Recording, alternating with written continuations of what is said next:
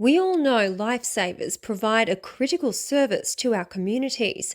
What we may not know is their passion and skill are often backed by grant funding. Because the Arcadian Surf Lifesaving Club is a not-for-profit volunteer organisation, we rely quite heavily on grants to be able to especially do our big projects like our Alma Bay renovation on Magnetic Island, but we also rely on grants for our smaller events as well as for purchasing life-saving equipment, which is vital to the running of our club.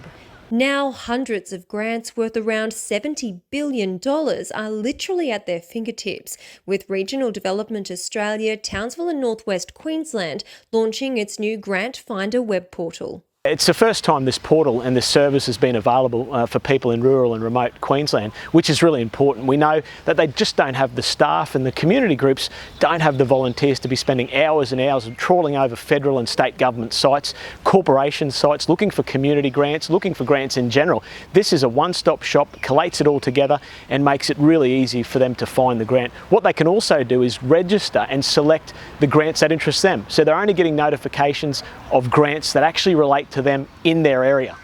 Being able to go to one portal to be able to find the grants that are available is ultimately going to assist us in the end.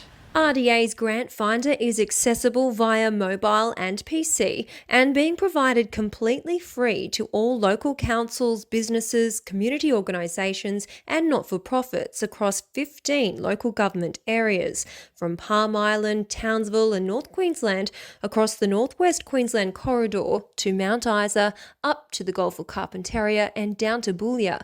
Its purpose? Putting the right grants in front of the right people at the right time, and ultimately delivering social and economic benefits to regional and remote communities. I think for smaller regional communities and councils within Queensland, this will be a great tool for them to sort of broaden their horizons on what is available and what they could do and deliver for their communities.